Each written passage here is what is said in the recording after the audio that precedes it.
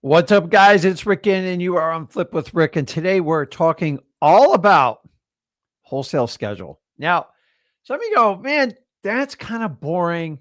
And that's the whole point of it being boring is by the end of this video, I'm going to make you so redundant, so disciplined, so set in how you set your day out, you actually become boring. So, guys, I've been doing this 23 years, and I'm here to tell you, you've got to come up with a plan, because if you don't come up with a plan, I promise you someone else is going to create it for you, guys. So here's what I want you to do. Use the comments, introduce yourself, let us know where you're from, make a friend. If you got a question, put it in there.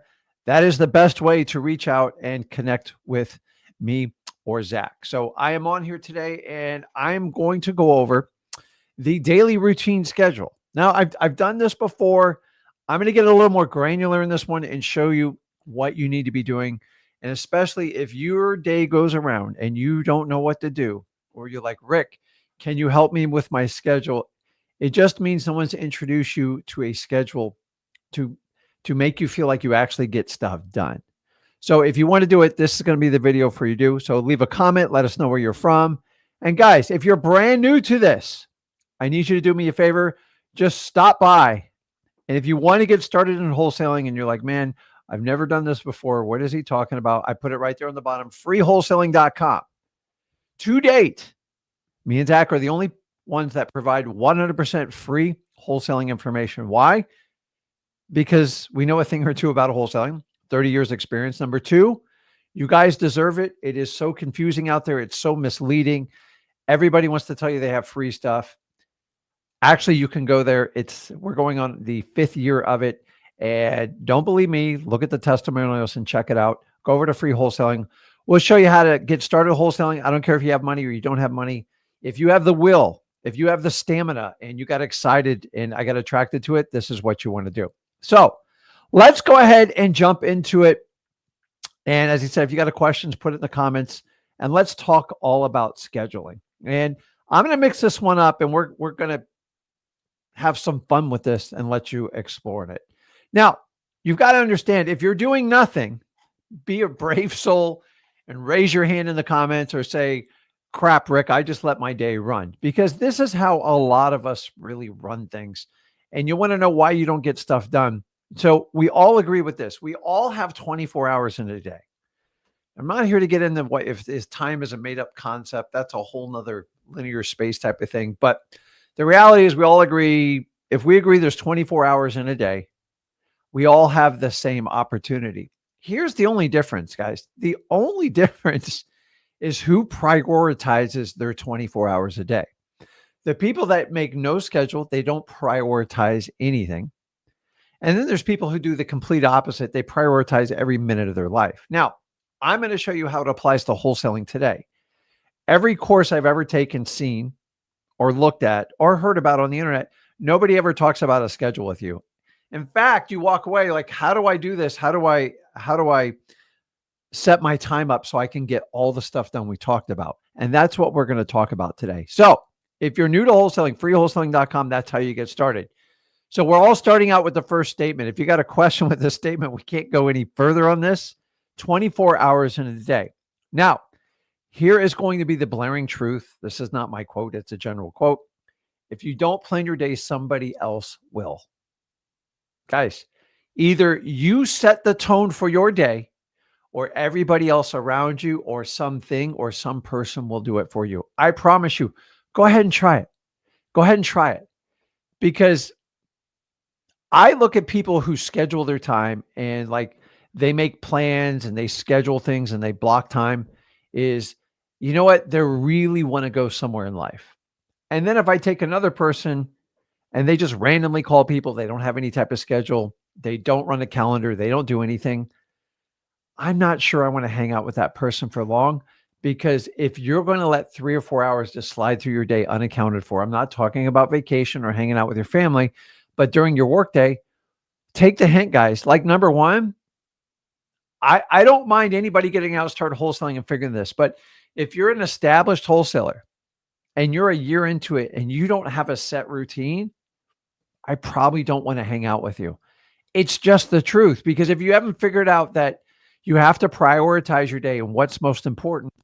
Then why do I want to be around you? Because you're just going to, so people like that, they tend to just fire off questions.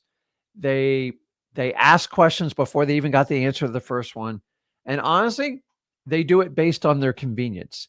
So if you guys don't set a schedule and follow what I have right here to avoid this, you have to set your day or other people will set it for you. Let me give you an example. You guys ever have friends or other co-wholesalers, people you work with, and they just, hey, Rick, how much should I sell this for, Rick? Hey, how much should you make an offer? And they just keep randomly call you. Now, the first few times, I want to help everybody out. By the way, I can't help out all 300 messages every day. I get it. But sellmypaper.com, through Xplan, through XLeads, I try to help out as many as I can in a day. But after you ask the second or third question, and you're really not going anywhere, and it's extremely random, and you subscribe to me to wreck my day to answer your questions out of convenience, I don't want to be around people like that. So first you have to identify, if you don't plan your day, somebody else will. Why?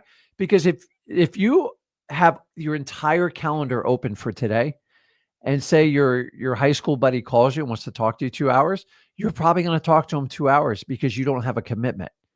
And if you keep doing this, people will use you, they will step on you, and they will abuse you. I promise you, if you don't respect your time, nobody else around you will, and you'll become like everybody else that you're doing. So I'm just going to tell you guys, I really respect the heck out of I don't care what level you are at life in wholesaling, schedule your time, plan it. You're not going to be perfect, but it shows you're going somewhere, you have direction, you have desire, and you want to get to point A to point B.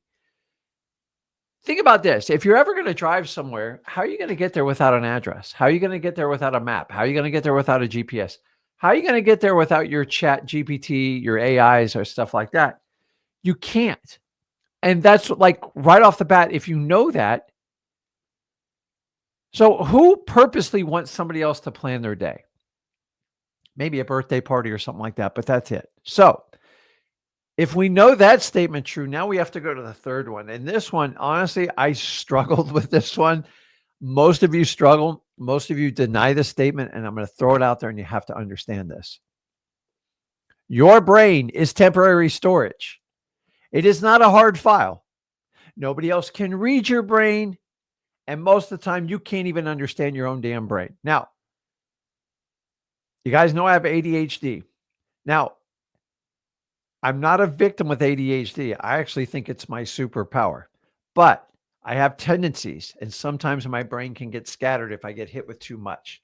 I'm always thinking of 4 more things that I need to get done before the task I have in front of me. Now, if I don't schedule, I start stepping on myself to go forward. I try to fast forward everything.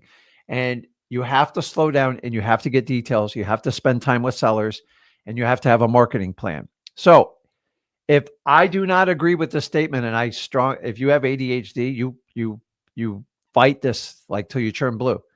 Your brain is temporary storage. It's not even close to a basic computer. It's so random, the amount of thoughts that go through your head. I'm just telling you right now, your brain is extremely temporary on how it stores stuff. And we know that the brain's capacity is limited when you're growing. It doesn't really know what you're doing in the beginning. And then when you get old, when you have the most wisdom, it can fail you if you do not treat it right.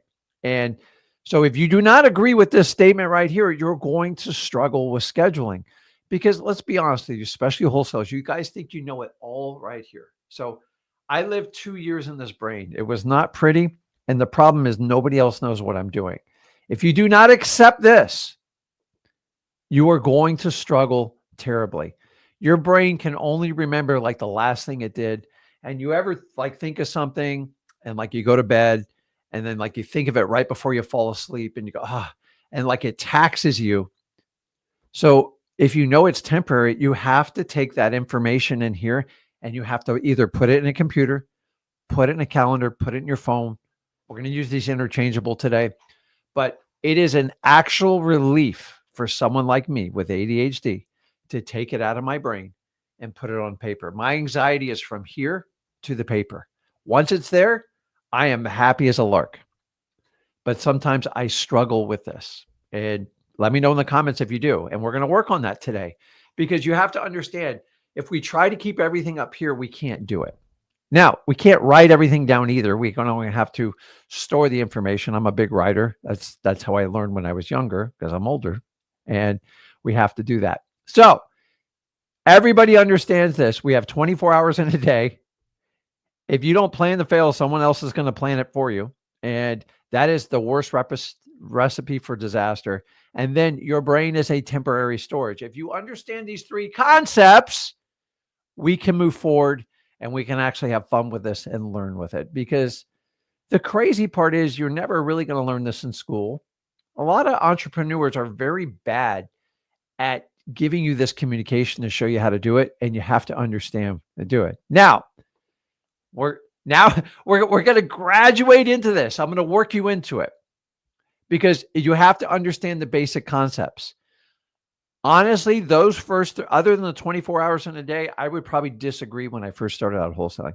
I can keep it all up in here, and I'll plan my day. Don't worry. I'm never going to let somebody shove their fingers or their schedule into mine.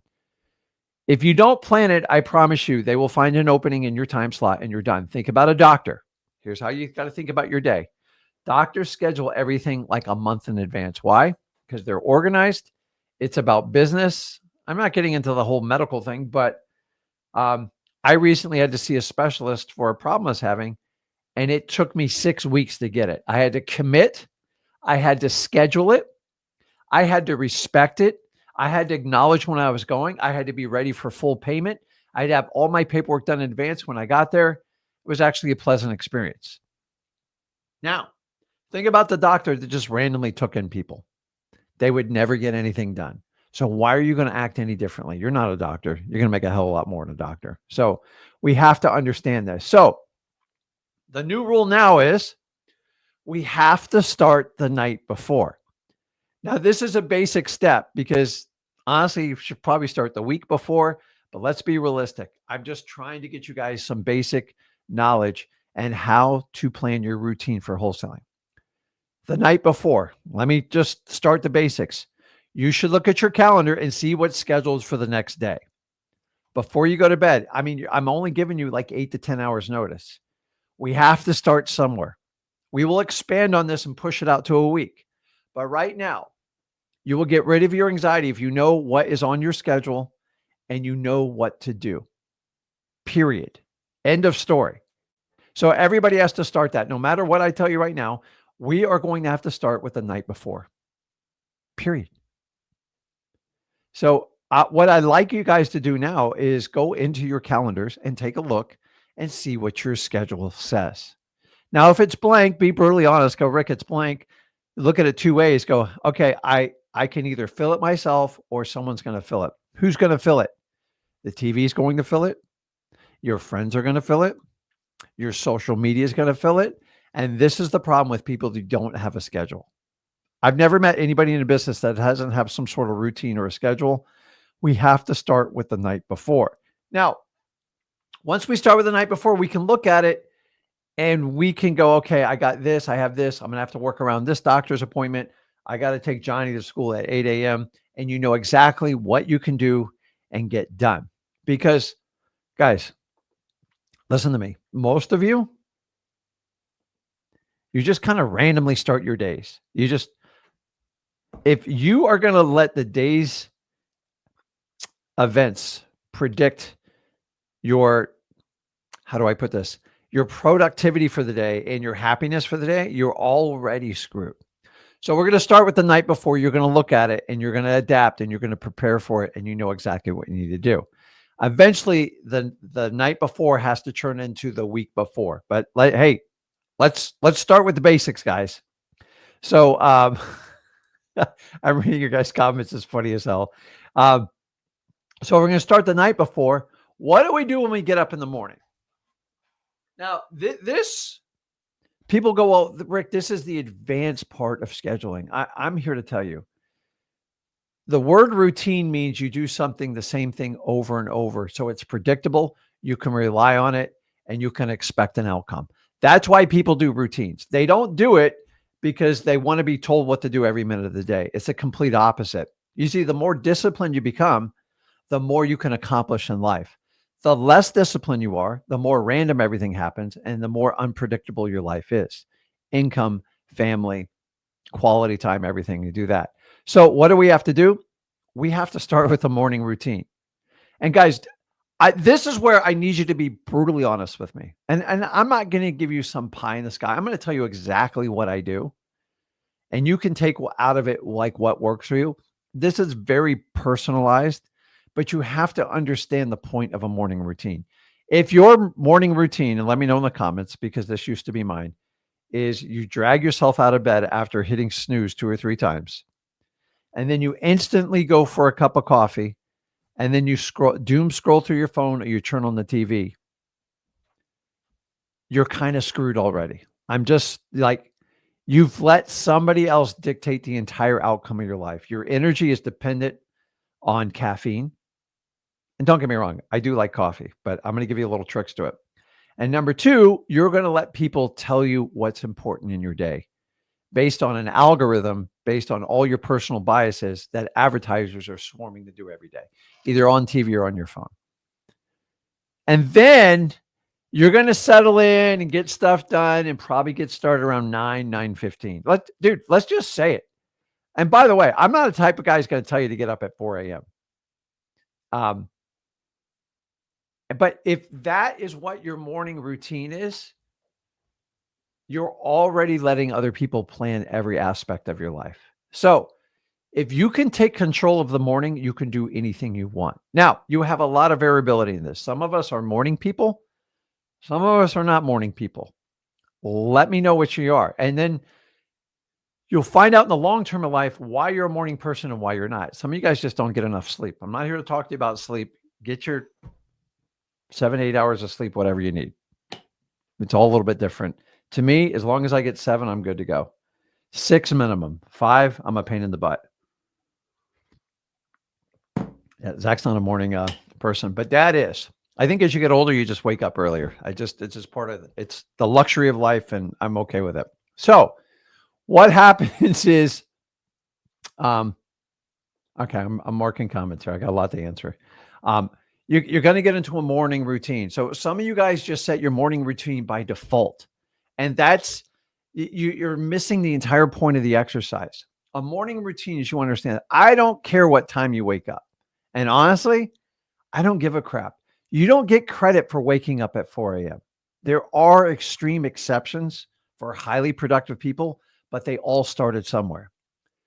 Let's take Mark Wahlberg for a moment. He documents his entire day. It's absolutely nuts. But keep in mind, the man runs over 10 highly productive companies. I mean, big dollar companies. He's one of the highest paid actors in all of Hollywood, and he treats his body like a temple. Now, to do all that stuff, his day starts at 2 a.m. Wakes up at 2:30 to start his ridiculous workouts, his crazy nutrition, and then doing everything. Now, when does he go to bed? I believe he goes to bed around 7:30, 8 o'clock. That's a bit extreme, but for his type of productivity, that's what he wants to do. You guys don't get up at 4 a.m. because your favorite movie star or celebrity gets up at 4. It doesn't make a difference. In fact, most wholesalers are later people because most people you can't talk to before 9 a.m. and you can't talk to after 8 p.m. at night. So getting up at 4 a.m. and making yourself super tired and not a morning person is not a great idea. So whatever your routine is, it's the amount of quality hours that you're awake and how it happens. Don't be the guy or gal who goes, because my favorite person gets up at 4 a.m. I've done it. You get up at 4 a.m. and like you work out, you get your coffee, you do your reading, your meditation, whatever. And then all of a sudden it's like 6 a.m. Like, what do I do for the next 3 hours? And like, do it for you, not for anybody else. So what you have to understand is, here's how I start a morning routine. Okay. Morning routine, right? So if you're doing stuff by default, change it. That's the problem because you have not taken charge of your day. So how are we going to get all the productivity we need to get done in wholesaling when you can't even manage your morning? So number 1, Anything you can get done before 9 a.m. Eastern time, it's your time. Why do I say Eastern time? Here's the reality, guys. You guys on the West Coast, you're 3 hours behind, especially in California and stuff. You might have to wake up earlier just to run your business through the United States, especially if you're doing virtual wholesaling. Now, if you're on the East Coast, we don't have that problem. So either move or wake up earlier. It's your option. See, you have to cater to the type of business that you do, not the other way around. So if you're setting everything around by when you wake up, it's problematic. I'm just telling you right now. Now, I'm so dialed in when I go to bed and when I wake up, I do not have to set an alarm because I wake up just as the sun starts to glimish, period. End of story. And I also have one of those automatic shades that goes up around 6:30. So the sun's usually up around 6:45, and that's my cue. Now, I believe for the most part, God designed us to wake up with the sun. That's your natural body's rhythm. And in the perfect world, when you wake up, you put sun on your body. That's what produces vitamin D, which helps out with your cholesterol, everything else in your body. I'm not here to get into stuff. And early morning sun is the best for you. Not that bright burning sun we have in Florida at like 11 a.m. UV rays are at its lowest. It converts your cholesterol into vitamin D, which is going to help with everything you do in your body. Simple.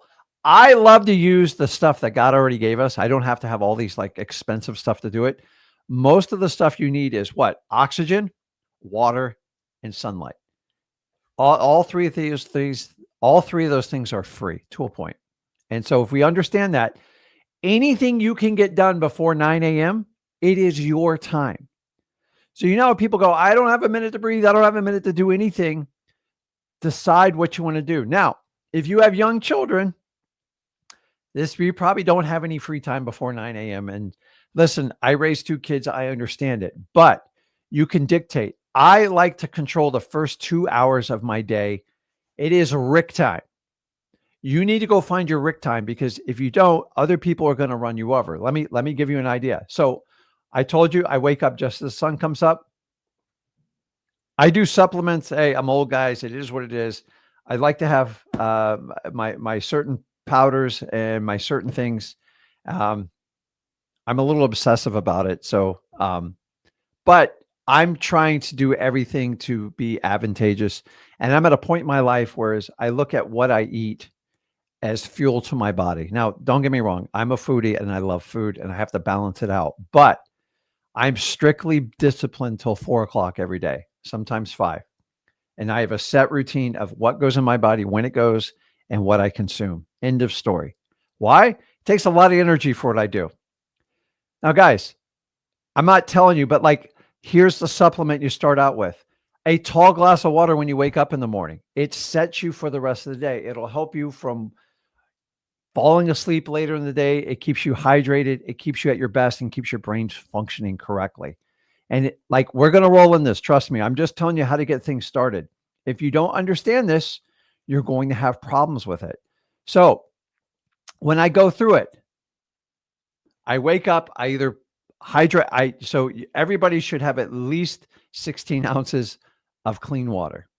For God's sakes, get the fluoride and the chlorine out. It's the worst thing in the world for your body. You can get cheap filters to get rid of that stuff, but just get it in there. And if you want to take supplements, that's the time to do it. And the next thing is readings. I'm sorry, guys. If you turn on your phone when you first wake up and scroll through social media, or you turn on that stupid news, you are screwed for the rest of the day. Once again, remember when I said earlier, either you control your day or somebody else controls it. You have got to have a deep thought in the morning. Now, I'm just giving you my routine. You can take what you want out of it. You got to piecemeal this stuff because it's a little shocking at first. I like to find a book that I covet the most, and you can read either a chapter or less of it. Now, I'm a little bit groggy in the morning still, and then I wear contacts, which takes me a while to be able to see. And sometimes I have to do a flashlight. But once I do my supplements, I pick up a go-to book. Now, I've been doing the same book. I have a theory on this. I believe most people read for their egos. Look how many books I read. Did you ever sit here and go, these are all the books? I don't care how many books you read. You do not get a medal for the amount of books you read. The question is, which books did you actually comprehend? Which books did you connect with? And which books did you use to absolutely change your life and everybody else around you? Very few people can do it. In fact, I'll be the first to tell you, if you read a book and you got it recommended and it doesn't resonate with you, it's not working, end the book, don't finish it, and go find another book. They're like bad movies. And people constantly brag about the number of books you read. Nobody cares. I don't care if you read 1 million books or one. Give me one book that changed your life and changed everybody else around you. If you can name me that book, put it in the comments right now, because those are the books that impact and change your life. They're the ones that give you guiding principles and morals and help you giving guidance really during dark times. Now, if you want an example, find something that is massively impactful. These are typically historic books over the time. Now, I know a lot of you guys are going to say, hey, it's the Bible. If it is the Bible, then God bless you. Read a section of the Bible every morning, study it, look deeper in it, whatever you want to do.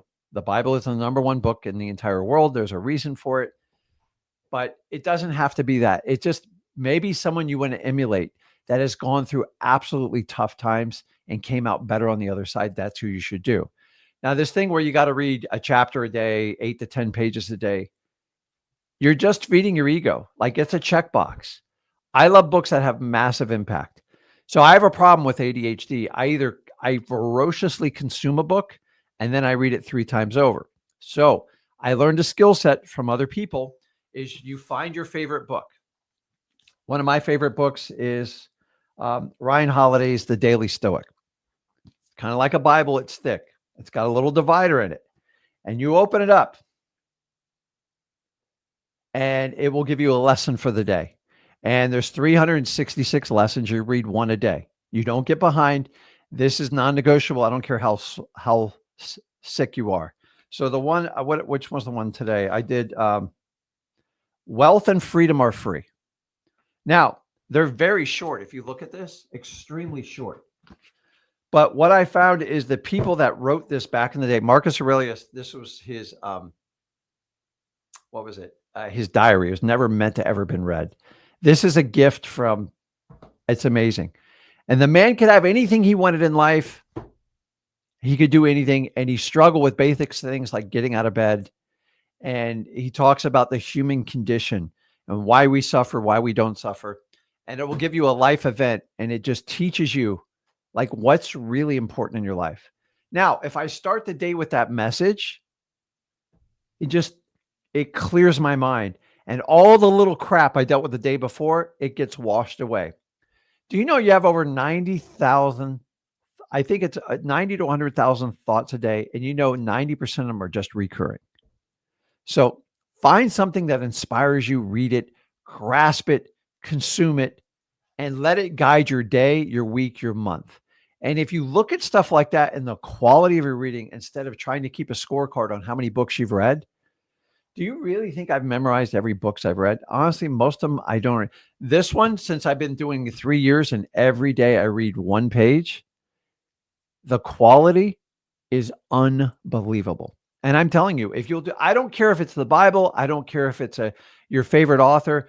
Find someone that you emulate that has gone far and use it as a guiding stone. It will, I'm telling you, it will change how you look at your day because some things don't look as big as that. The name of the book is The Daily Stoic, and the book is designed to read one page a day, and you have to reflect on it. So I read one page. It might take me 2 minutes, but I spend 10 to 20 minutes reflecting on it and learning the modern day lesson.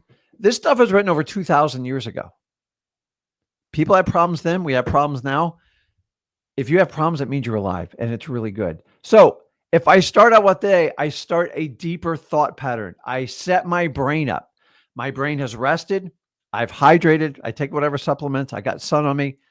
I have an inspiring thought that's not driven by the Democrat, Republican, or the Independent Party, the United States government, or anything like that. You guys, you are bigger than all that stuff put together. Stop thinking your entire world, the develops around the US government, the US economy, and US politics. There's more people on this earth. There's a lot of stuff outside the United States, but we all have to make it about that. Now, I'll tell you, after I do the reading, I go straight into a meditation. Now, meditation is not the easiest for me with ADHD. Honestly, this is probably the most challenging part of my mornings because I have to set 20 minutes aside. And I don't know about you, but 20 minutes can become painful for somebody with ADHD. Now, what happens in 20 minutes? Crap.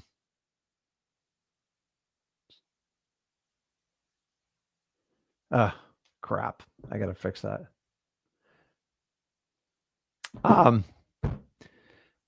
Meditation. So if I have a inspiring thought to guide my life on it, I will meditate. People just can't wait.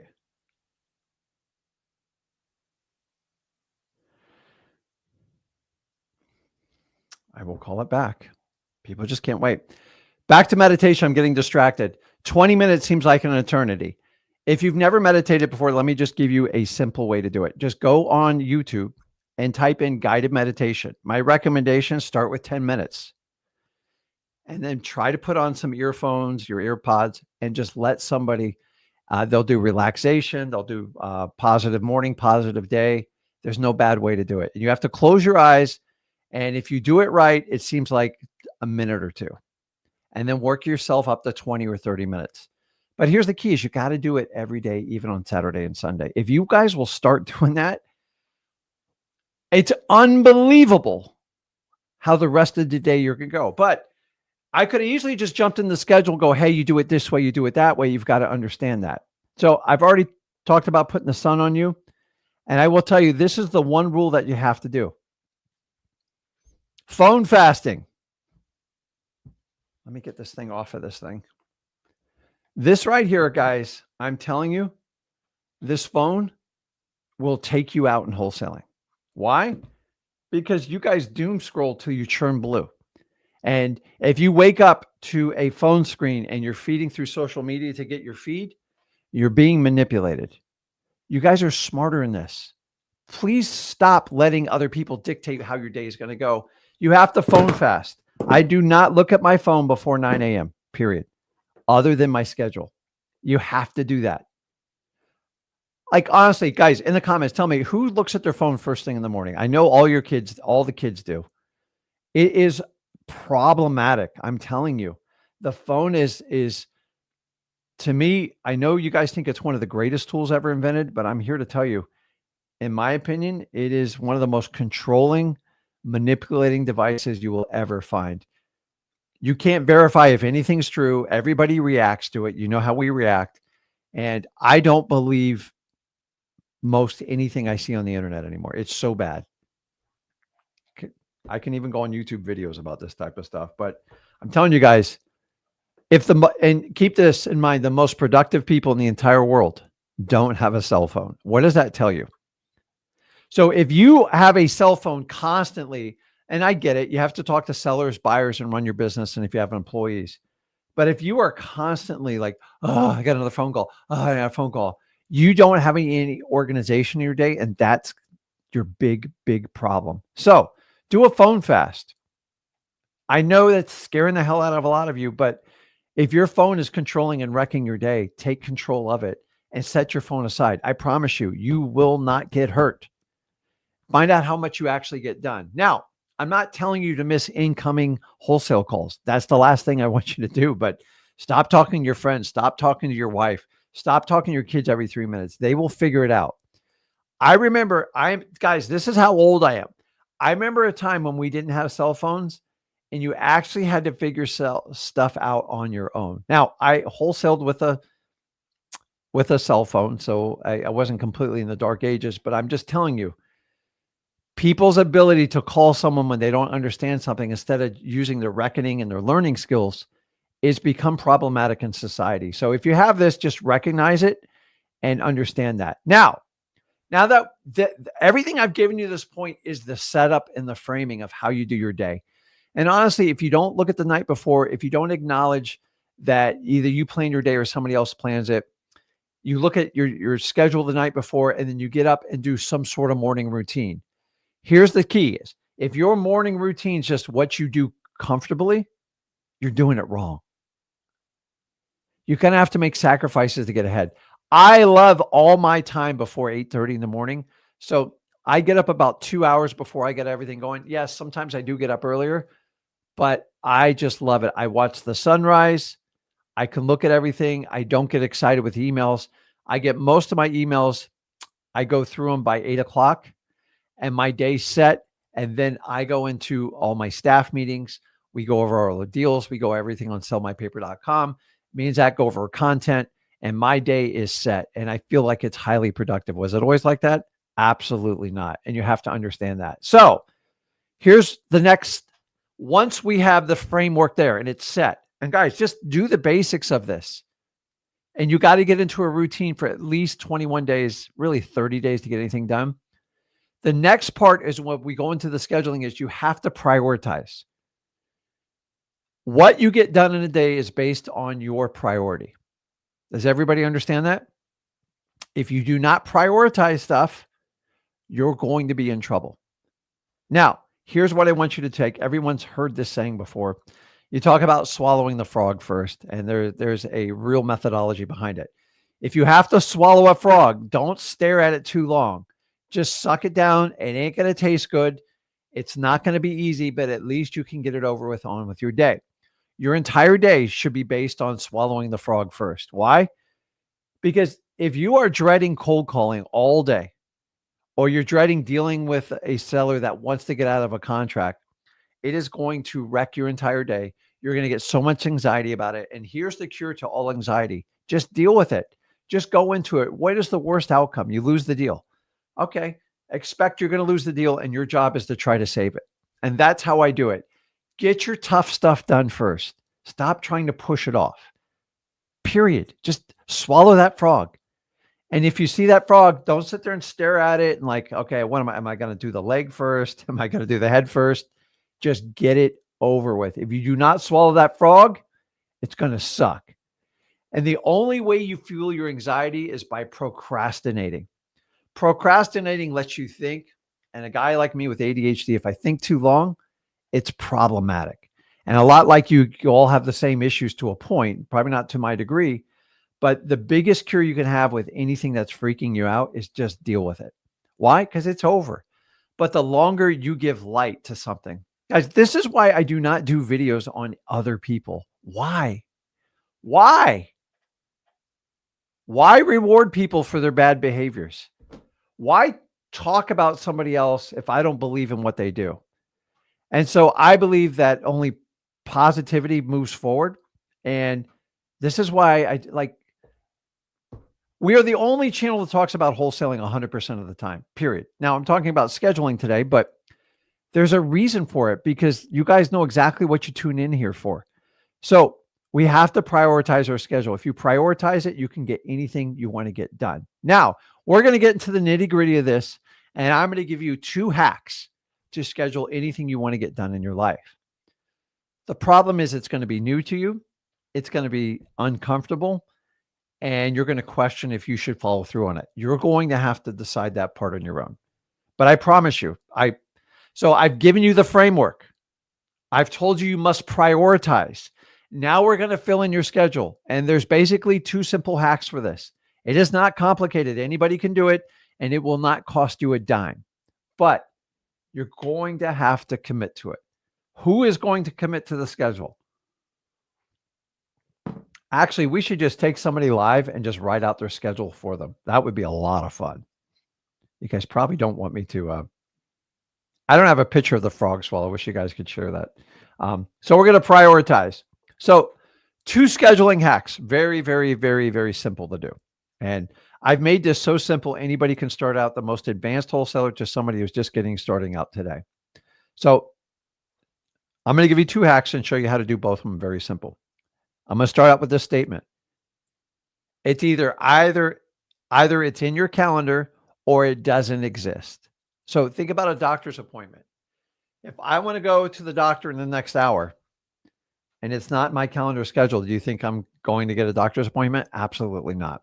So if you commit to this statement, if it's not, it's either in your calendar or it literally does not exist. Now, there are emergencies that happen in life, but if you're looking for a schedule to be a great wholesaler, you're going to have to set the times to do it.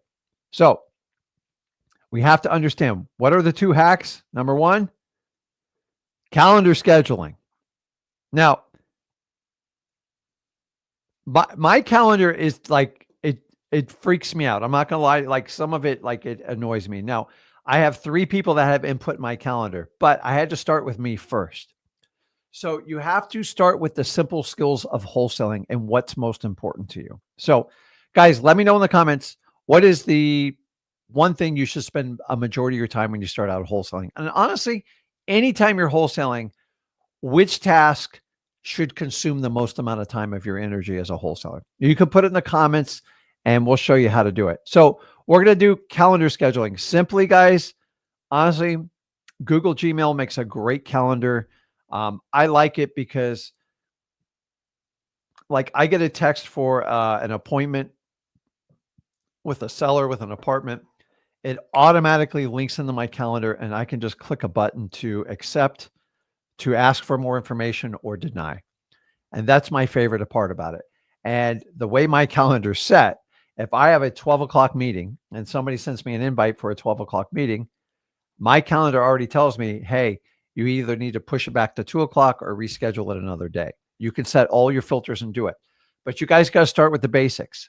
So when we do calendar, decide if you're going to use the Google Calendar or Outlook. I like the Google. There's much more advanced calendars now, especially you guys do go high level with Ninja Mode with X Leads. You can tie all this in together and get it going. But guys, if it's not on your calendar, it means you're not planning your day right.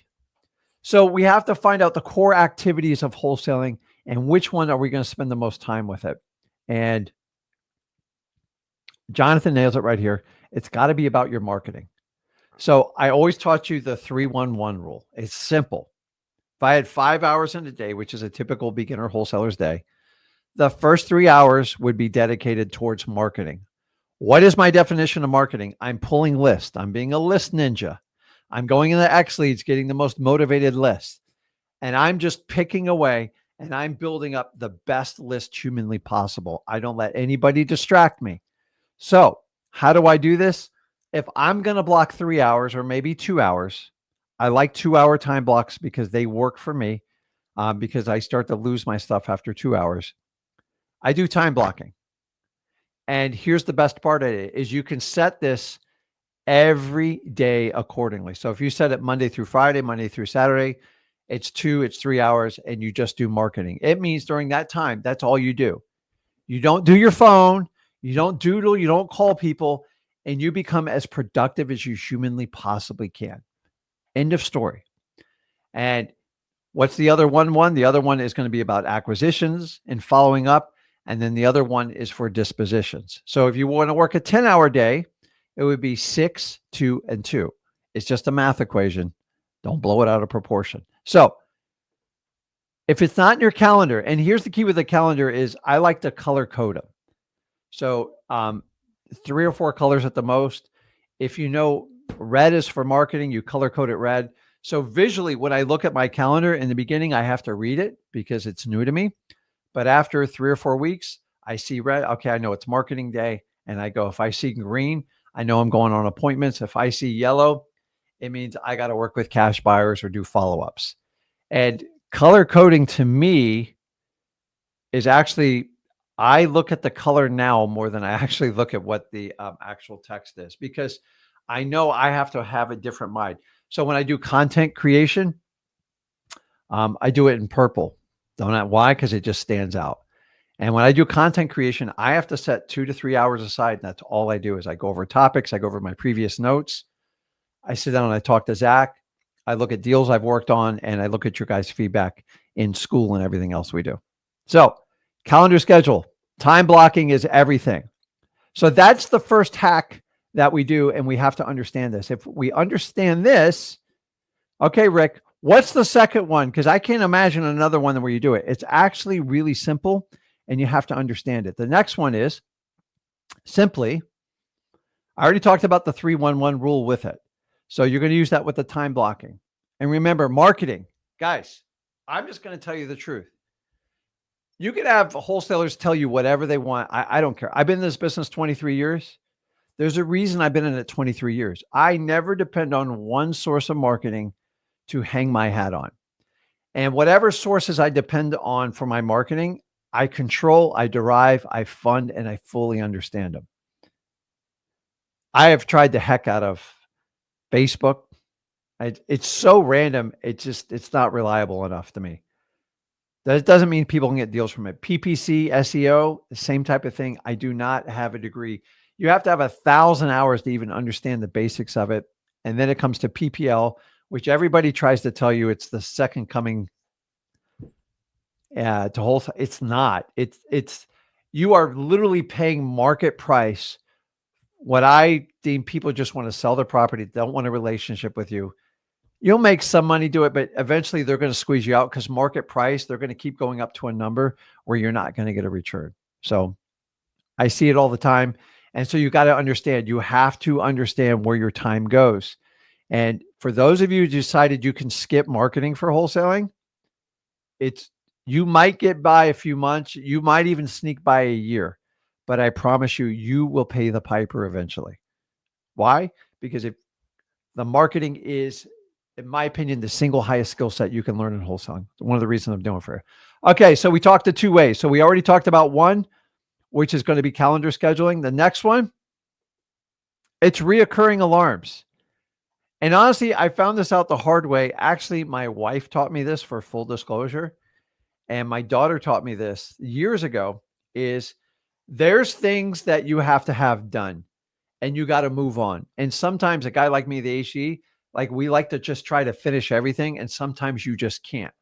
So you set an alarm for what's the most important task for you.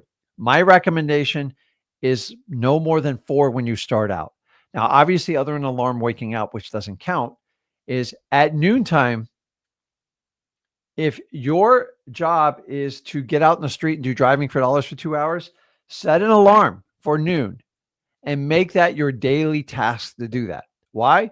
It would become so ingrained after a while, you just go. When that alarm goes off, it will violently stop what you're doing and cause you to action. Now, if it's super important to you and you've prioritized it, when that alarm goes off, do not negotiate and go. Period. Like, end of story. And setting the alarms, you can do it around your marketing activity. You can do it around appointments. You can do it around content creation. You can do it putting out your bandit signs. You can do it setting up your ninja list, pulling the best data possible. Maybe you set it for 11 a.m. to go get your code violations every Wednesday. Don't negotiate, because if you guys don't do the work, if you don't take the action, you're never going to get the result. And so by setting alarms, if you go in my house, there's an alarm going off almost every hour. It's a little confusing. So you could put ringtones on it to make it like you can make it customized as you want. Hell, you can even add music to it. I'm telling you guys, it is a game changer. I found this through my wife by accident. She set alarm for everything. And then I started setting it for critical things in my life, like my scheduled workout, when I take supplements, when I do content creation, when I put marketing campaigns together, when I already know my staff meeting, it goes off 15 minutes before because I have to prepare. 15 minutes, not a lot, but like, because it's in the morning, I have to squeeze it in. And this is it, guys, setting the alarm. Which alarm do you? It's on your phone. And if you look at it, there's 3 million. You can have up to, I think, 50 alarms in a day. Now, if you set too many alarms, it's not going to have the effect you desire. So once again, in this, when we do our scheduling, when we do the calendar, when we do the alarms, we have to prioritize everything. If you don't prioritize, it's not going to work. Remember, guys, either you set your schedule or other people will set it for you, or you're going to watch endless YouTube videos. Who knows who's doing what? So you have to align yourself with people that you actually believe can help move the needle on you. And that's what you want to do.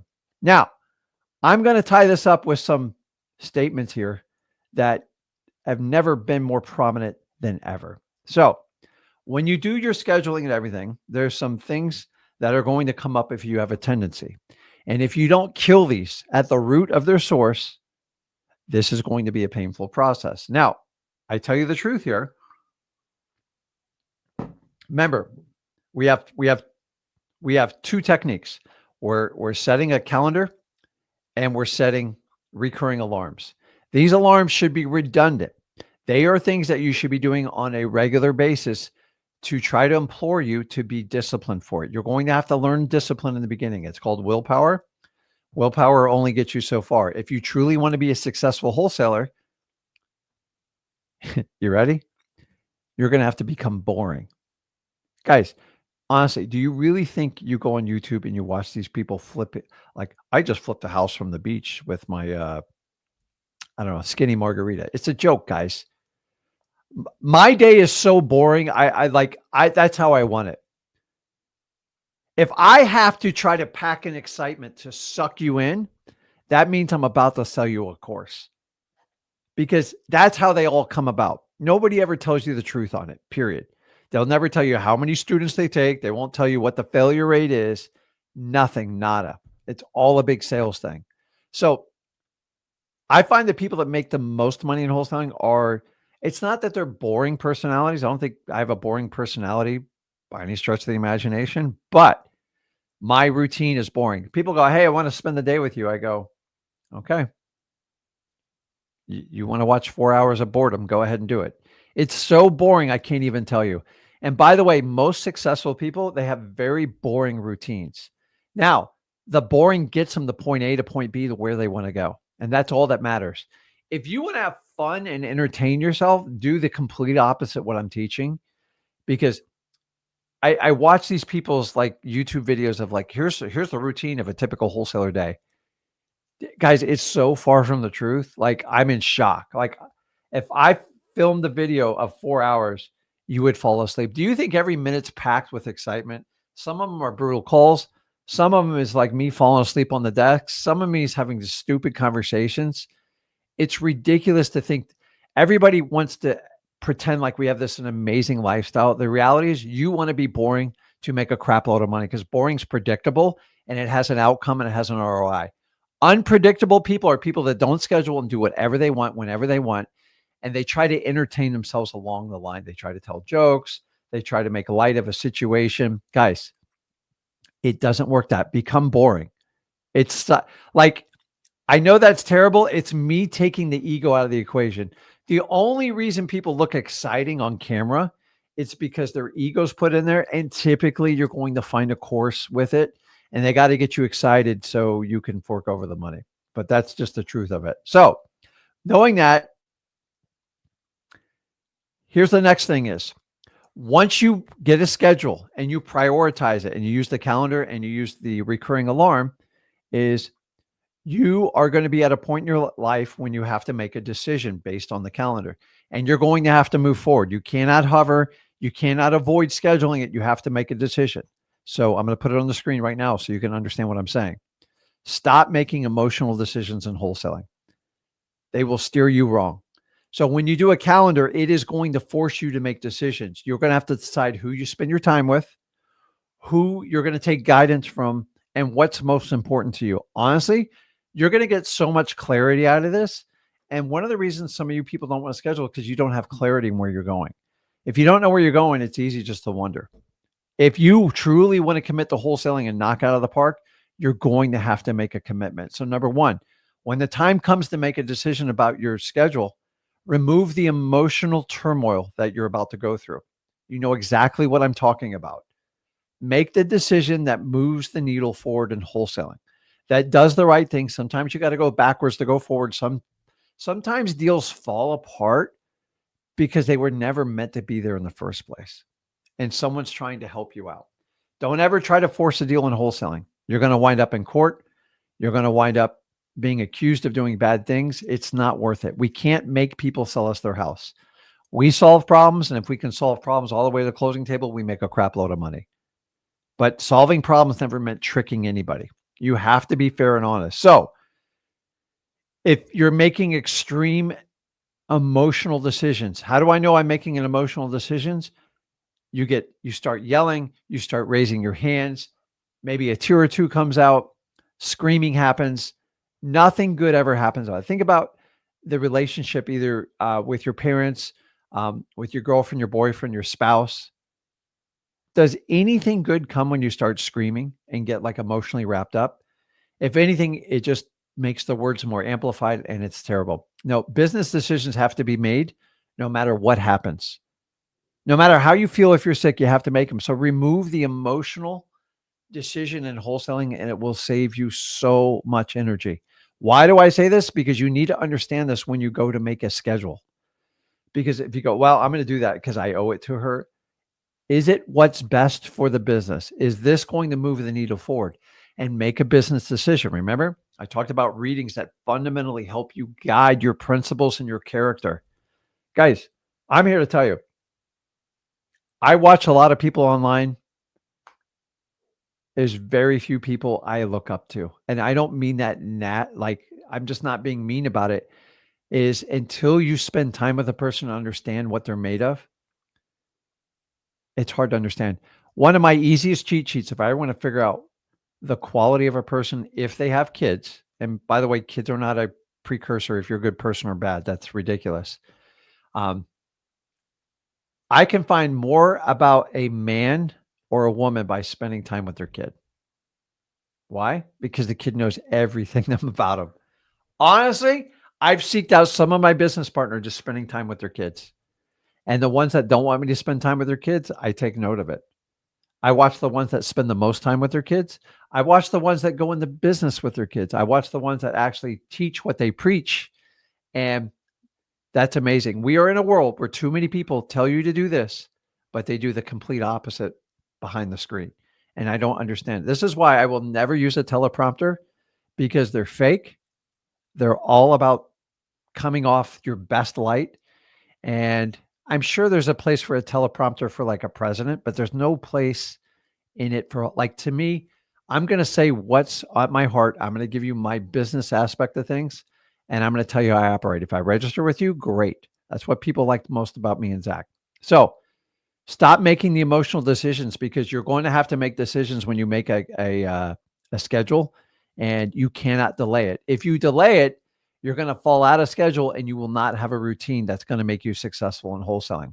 Now, the next thing is, those of you that constantly make excuses and you know who you are, I'm just going to tell you, you have to get rid of the excuse train. What do I mean by this? Guys, what is an excuse? Guys, put in the comments. Tell me what you think the word excuse is. What does it truly mean? Don't give me the Wikipedia definition. What does the word excuse mean? Like, truly, to you, not to Rick, not to Zach, not to anybody else on this live stream. What does the word excuse mean? When someone tells you excuse or you use an excuse, what is the underlying meaning of an excuse? Because God knows, I've heard some of the best excuses. Honestly, you could write more books on excuses than anything else. Dude,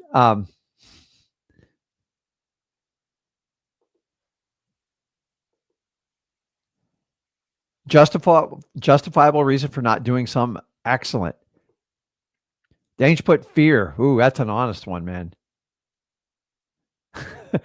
Don't want to do it. Justifying lack of action. Oh my God, this one gets real hard. Me trying to lie to myself. I think Eric's might have the best one here. I don't believe in myself. And this is it. Like, I am so dialed in on people's excuses. I use it as a weapon. So here's the thing is, sometimes you guys hop on here and I love talking to you guys. But if you start out right off the bat with an excuse, I can't help you. And honestly, I don't think anybody can help you, because the excuse comes from you. It comes inside with you. And an excuse is like the word but. I love wholesaling, but it's so saturated, so hard to do. And I suck at cold calling. I don't like to do it. It scares the hell out of me. Okay. What do you want me to do? And the reason I say this is, an excuse, number one, you have to recognize when you're giving excuses. So I used to give excuses all the time. And somebody pulled me aside. He goes, man, he goes, you have so many excuses. You could do so much more if you just figured out solutions. And I'm like, the hell does that mean? And what it meant is if you stop telling yourself this bullshit story, because all an excuse is your ego feeding you a story to justify why you can't do something, to make you feel good in the moment. But you know you're lying to yourself and you know it's going to be problematic. So if we know that going into it, just stop with your excuses. Once you give me one excuse, I'll be nice to you. The second time, I'll tell you to stop it. The third time, I don't want to talk to you anymore because you have a pattern of giving excuses, and people give excuses, never get anything done. They're always a victim. There's always somebody else to blame. And they spend all their energy on trying to justify their story to make sure their ego is significant, heard, and right. So when people exercise their excuse option, number one, they can't learn anything new. And number two, you can't make people do stuff. Trust me, I've tried. I can't make them do it. So stop with your excuses, because after a while, people don't care. The only person that cares is you. So if you're making excuses, or Rick, I don't know, ask your friends. Do you come up with a lot of excuses? And if you do, the first step is to recognize it. Once you recognize you're making an excuse, then you got to go, okay, I've got to check myself when I do it. So what's the best way to fix it? Simply solutions over excuses. It's like, I'm not big into politics, but like, I'm just going to throw the Democrat thing out there. Like, come up with solutions to fix our economy, to balance our budget, to actually get a surplus instead of deficit. It's easy to shoot anybody's thoughts down. It takes a real man or woman to stand up and go, I believe this would help us correct it. This would promote a balanced budget. And this is the pain we're going to have to go through to get there. But what do we do? And by the way, it's not a political statement, but like, I do not give credit to politicians that just shoot down the other side's theory. Why don't you give me your side? And right now, and like, I've never seen it more polarized in politics than right now. It's like, we used to have three parties that would come up with solutions, and then the Americans would supposedly choose the best. And now it's just kind of like one party comes up with it and everyone's like, well, if you agree with them, you're bad. And it's like, I mean, we see this every day. So if politicians do it, business people do it, you've got to stop doing it. Be the person that provides the solution. Don't be the disruptor, says, don't use this product, don't use this, ban this. Protest only work in certain cases. And like, the point is, when you protest everything, you fight everything, and you never, ever present a solution, what are you really doing? Like, when politicians can't present one solution or support an idea or have a plan of action to fix it, I never want to listen to them. And by the way, go down your list of politicians, look at the ones that actually present ideas. And I get it. If you're the lowest person on the totem pole, it's hard to get a bill pushed through, but find someone you align with and help them brain think ideas to way to do it. That's how I started out wholesaling. Dude, we had tons of excuses. We came up with solutions on how we can market to people. And you think we're cutting edge with X leads now. You should have saw what we did back then. My God. Like, good stuff. I want you to understand, you have to be part of the solution. If you're just going to instigate the problem, it's hard to get anything done in life. And I want you to understand that. It is so true. Everybody wants to blame everybody else, but we have to fix it. So let's start with parents all the time. You have a mother and a father. I mostly had a mother. And one side says we're going to do it this way. The other side says, that's a terrible idea. I would never do it that way. You should present a way to fix it then. If not, keep your mouth shut. I can't stand when people just, hey, here's how you fix it. Here's how you got to do it. So guys, at the end of the day, if you do the two-step solution, which is doing your calendar, doing the recurring alarms, and then framing your day up. I just gave you the basics. Trust me, I can go a lot deeper in this. I could go through my personal calendar, show you exactly how it's done, how the color coding's gone, but it's going to go over your head. So start with this. If you don't plan it, it ain't going to happen. Either you plan your day or somebody else is going to plan it. Does everybody understand that? Next thing, get a morning routine. Well, Rick, I already have a morning routine. Did you institute it? And let me give you a little hint, and don't get me wrong. Actually, I'm drinking just black coffee with, I forget the sweetener I use. It comes out of a piece of fruit. It's a little expensive. It takes a while to get used to drinking stuff without creamer and stuff like that. But you have to understand is so I was kind of making fun. If like you wake up, go to your cup of coffee and then go doom scroll and then go to your TV. Guys, that's not a morning routine. That is a recipe for absolute disaster. And your whole day is going to be wrecked by like some left or right wing news. And you can't do that. What's most important to you today? Do you want to learn what Elon Musk discovered today? Or do you want to find a way to touch somebody in your life to make a tremendous difference and then have an impact in your business so you can change the projection of your life and your family members? You're not going to do that by doom scrolling. Period. One of the other things that someone taught me that I do at least twice a week is reach out to someone you haven't talked to in a long time and just send them a simple text and just wish them an incredible day. Just give them a positive message.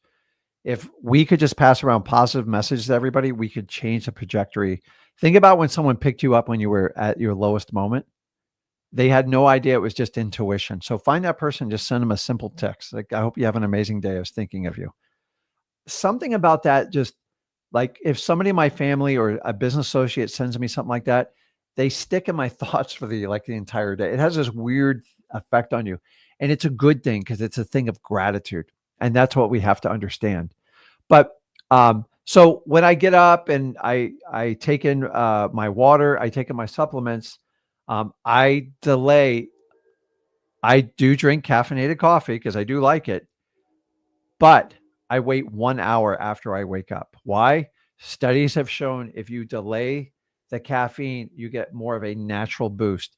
If you have to use the caffeine to fire up everything going on your body, you're most likely going to have a crash later in the afternoon. So if you can hold off to coffee 1 hour, it is a discipline thing. Phenomenal. By the way, I didn't even start drinking coffee until I started wholesaling. And it pepped me up. But I've just like little things like that is you just learn, and wholesaling has given me the gift to do all that stuff. So if people are wondering about my coffee routine, and remember, there's 2 simple hacks. It's calendar, time blocking, and recurring alarms. And guys, understand at the end of the day, you become boring by setting a schedule. That's the goal. That is the outcome. You are not going to make it. If I thought I could record a video and show you for me like 8 hours a day, you wouldn't watch 20 minutes of it. It's boring. Like I got a list of stuff to do here when I'm done here. And then I go my schedule, I go my time block. And then what's today? Today's Tuesday. I have a 4:00 workout that's scheduled that I train with someone. I have to be there. I've already paid for it. And I want to make the most of it. I've planned it around my day. So that is it. Let me go through and answer some questions. Yes, I do use monk fruit. I do. I really enjoy it. It's really good. So I've gone from stevia powder to the droplets because the droplets are more potent and it doesn't mess with your your sugar levels. So, and by the way, I love to hear you guys like morning routines. I don't know about Saratoga. I got to find out about that. Yes, coffee with monk fruit. It's better. Listen, guys, the one thing I've learned in life, the one positive things, most of our health problems are related to sugar. Do you realize sugar is a carcinogen that goes in your body? It was never, ever meant to be in the human body, but it is such a part of our lives, our culture. And don't get me wrong, I love me some sweets. Sugar was never, ever meant in a processed manner to be in your body. It is one of the root causes of cancer. It feeds cancer. It's terrible. Your body needs 3 things. If you do these 3 things, you're good. You hydrate it with water from the earth. Number 2, You get sun. Sun is important. And I'm not talking about baking out in the sun and doing it. And then you need oxygen. Most of you guys don't even like know how to breathe. So,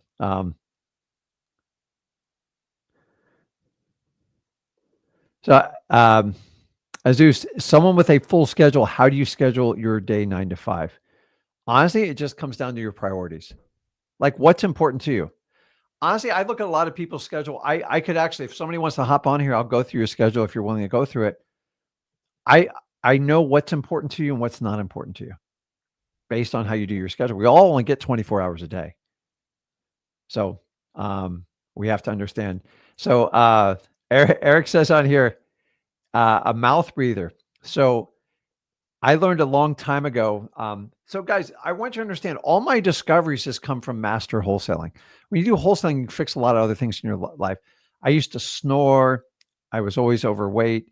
And I just decided to make slight changes in my life. And once I learned something, I would adapt the schedule and then I would fix it. So as of like right now, I tape my mouth at night. I know it's highly controversial, but you are not meant to breathe through your mouth. But this thing happens when you get old, your mouth just opens. I used to be the worst snorer. My wife goes, man, it's like a freight train. I don't snore 1 ounce. I breathe through my mouth. I go to bed on a set schedule. I have a routine. I fall asleep pretty quickly. And it's taken me a lot of years to understand it. Because if you're a mouth breather, you the dried mouth, the snoring, like your quality of sleep. So like some people mention, I do the Whoop. I think it's just way too much data in my opinion, because it'll alter how you view your day. But I do like it for the sleep. But guys, you sleep with your mouth open, it's problematic. Like you're going to have all sorts of problems. And so I've been taping about 2 years now. And I have a significant increase in the oxygen level and my stamina on what I do. And honestly, I thought I was going to die when I first taped my mouth, but I figured out a few secrets and a few hacks to figure it out, and that's good. So, David, I'm glad you enjoyed it. So, those of you you go over to school, if you go over to freewholesaling.com, you get a 100% right there, 100% free wholesaling course. Guys, we've been going on almost 5 years doing this now. And I just want you to understand is people actually do not like this in the community. And remember, as Elon Musk says, the only people don't like it are the ones that you caught that were charging for it for something that should have been free to begin with. So the only people I get hate from are people who sell an opposing course. Why not just embrace it? Why not just sell your course and give free wholesaling away? I can afford to do it. And how much you think it costs me a month to do that? You guys wouldn't even believe the number. It's a staggering number. I have to support the server. I have to update the data. I have to give you guys sign-in codes, users and passwords. And guys, there's like over 1 million people signed up in it. You do the math of what it costs that data. Why? I'm what you call a marathon wholesaler. I do everything for the long haul. If 30, 40 people want to sell a course, I'll give it away for free. Why? Because I'll earn their trust and I'll do more business with them. If you want to take $1 here and $1 there, then knock yourself out. Eventually, you're going to get choked out. And I'm not the only person. Well, I'm the only person wholesaling that does this. So people are so scared to give stuff away. I have to charge for my time. I have to bill you for it. And I never understood it. So freewholesaling.com. And let's go back and answer all the questions. I had another question on here.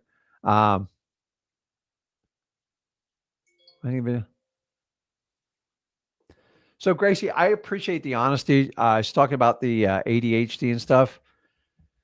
Listen, ADHD is not it's not a curse. It doesn't make you a victim. And you just have to figure out how to operate your system so you can be efficient. And here's the problem. Only you know it best. So I find out the things that bug me the absolute most, and I find a way to navigate around them. Like for instance, if Zach hits me with 7 things at once, hey, I need to get this. You got to get the budgets approved.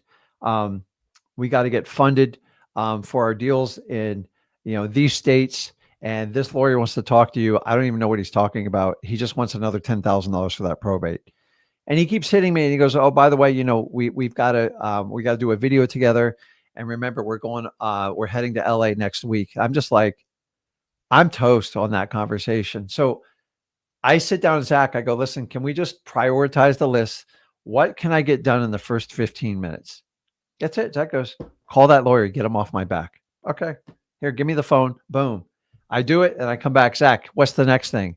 So Zach is really good at planning and scheduling. He can do it a year out. I have to do it closer because I do have very high level conversations with people. And I want you to understand this. My ADHD, my entire problem, my entire life is teachers told me I'd never get a good job.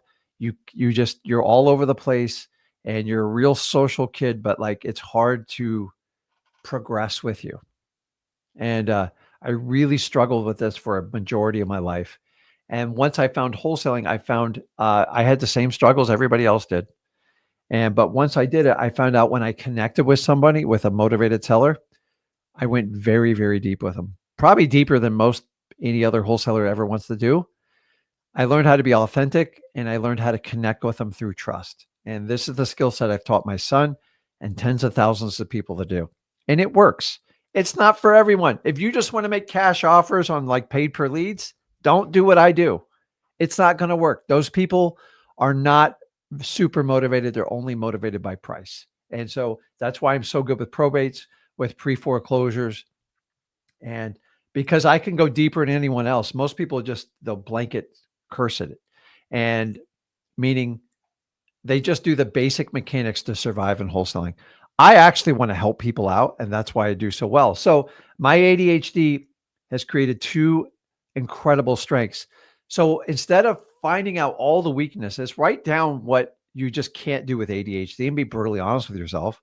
When anybody in my staff hits me with multiple tasks and says it's got to be done now, I go, you're going to have to make a choice here because I'm only one person. Then on the other side, I write down everything that I'm like super good at. So if I have to have a one-on-one conversation and we got to get to the root of the problem, I know I'm the best person in my company to do it. Can Zach do it? Absolutely. I just have more experience at doing it. Period. Number two, having ADHD gives me, I'm a built-in empath. It's just how I was raised. I was raised with 4 kids. It was challenging. It wasn't horrible. It was a different time. And I just learned to feel other people's pain. That's why it translates so well in wholesaling. So find out what you're absolutely best at. Because ADHD, I'm here to tell you, it just means you learn differently. That's it. Don't worry about what other people think. Find out your absolute strengths. And by the way, if you don't know what your strength is, find a child in your life and they will tell you and they won't even think about it. They'll tell you you're funny. They'll tell you you're good looking. They'll tell you they'll tell you you're witty, you memorize things. Like you just get to learn people. Did you guys know that my son has a photographic memory? Now, he didn't get from me. My wife really didn't get it either. My wife doesn't have it. And we once did a presentation. And I want to say there was about just under 200 people in the room. He memorized everybody's name. And then you got me on the flip side. You could have a name tag on it and I'll still butcher it. It's just his memorization is a high priority to him. He takes a lot of pride in it. And he can talk to anyone, memorize the conversation, do an outline, and tell you exactly what was most important to him. That is his highest skill set. He's really good at it. He's photographic memory. I don't have that skill set. Honestly, I would fail miserably if I tried to do it. And we thought for the longest time he's going to wind up being a lawyer because he was just so good with words and everything. And thank God he didn't become one, because did you know that there are they say two of the riskiest businesses to be in when people grade their happiness? Number 2 was a lawyer. Shocker. And number 1, you're never going to guess what number 1 was, what people are the most dissatisfied with. I was actually in shock when I heard this, but after a while, it kind of made sense. Put it in the comments. I want to see who understands. The profession that most people are dissatisfied or like have the most animosity towards. Number 2 is a lawyer. And number 1, It is a professional, and I want to show you what it is. Let's see if somebody puts it in the comments. We're close to it at a doctor. It's a specific type of doctor. There it is. Uh-oh. Andrew got it right. Dentistry. And I'm like, so I go to my dentist. I go, dude, what gives? Because you guys really don't take insurance. You're not cheap. He goes, just the agony of people telling me how painful their dentist experience is their entire life. And if you think about it, well, neurosurgeon, they're knocked out, right? Or if you're a surgeon, like their patients are awake. And I've had stories as a kid as a dentist. They're terrible, but I'm just telling you, it's kind of funny when you think about the whole thing, and you think about like who's the happiest in their job and stuff like that. I just find it funny. 50% of lawyers are wrong every day. And that's my favorite part. And by the way, I love when people involve lawyers in wholesaling, because here's what people do is they go handpick their lawyer. And by the way, if you're ever going to listen to a lawyer on wholesale law or any type of law, make sure you get proper disclosure. What do I mean by that? Find out if they sell any courses, or if they've sold any previous courses, or they have any active courses. Watch the tone in the room change massively. Just saying. Now, they can sell whatever they want. I'm fine with it. And if it's preventative maintenance, that's great. But it's some lawyers, they bask in the limelight of negative news. And here on this show we're always going to point out the facts to you, but listen, there's some really bad actors in wholesaling and creative financing. And guys, if I had to go through every news article and everyone does something bad, that's all I would do. I would be like the CNN of negative wholesaling. And is it important? But like most of the stuff I see is flat out against the law, what they do. They absolutely misrepresent themselves. They flat out lie to people, and they deceive and trick people. Guys, the books are already, the laws are on the books. That is not a wholesaling thing. It's not even a creative financing thing. If you're that stupid and you're going to deceive people and steal their money and give them no options, that's just like the bad teacher that takes advantage of a child. It's like the mechanic that tells you need a new transmission and you don't need it.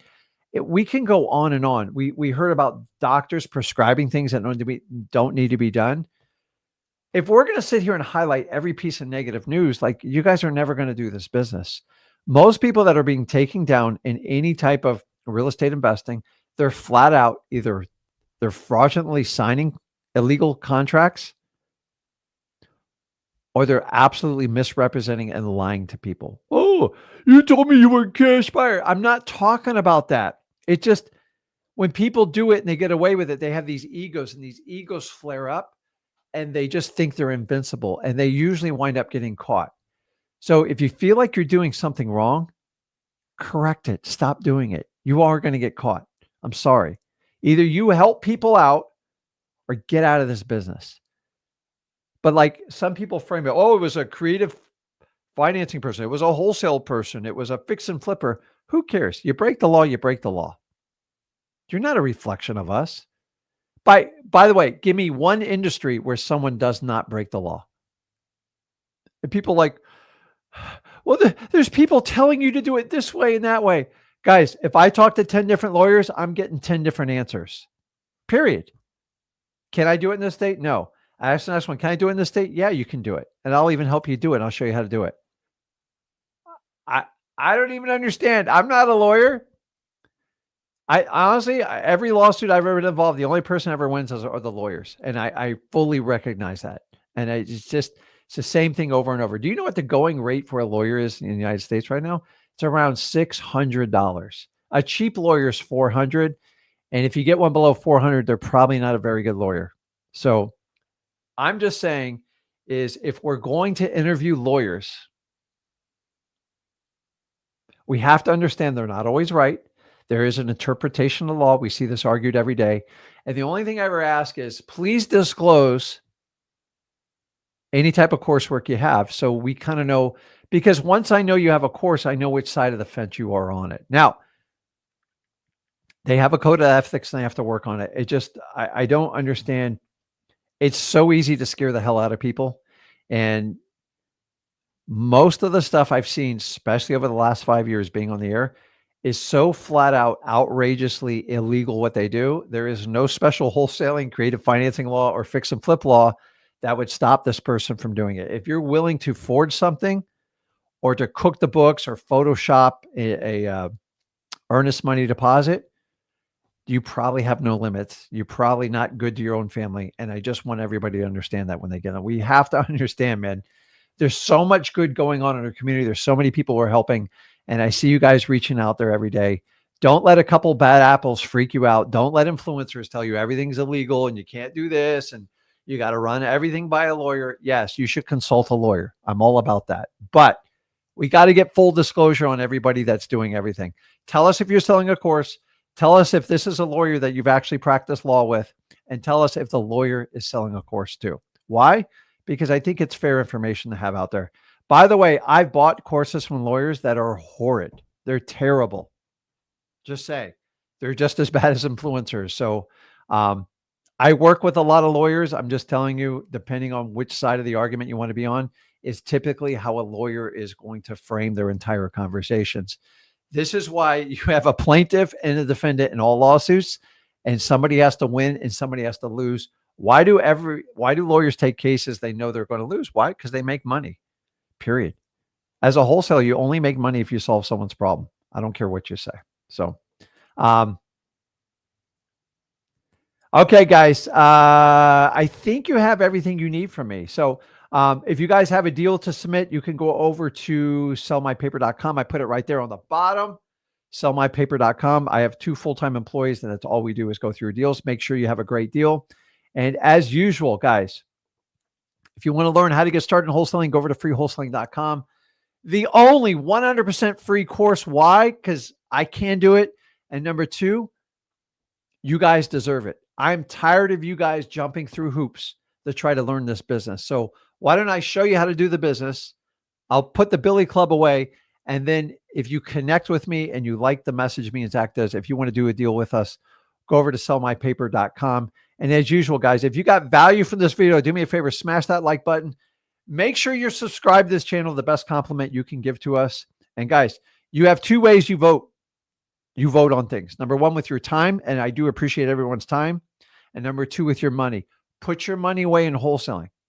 You're going to need a lot of energy. You're going to need a lot of hustle and resourcefulness. We'll teach you how to do it at freewholesaling.com. Make sure you guys smash that like button, hit that subscribe button, and I will see you guys Thursday with Zach. And for you X-Plan users, I will see you on Wednesday evening. So have a good one, guys. I appreciate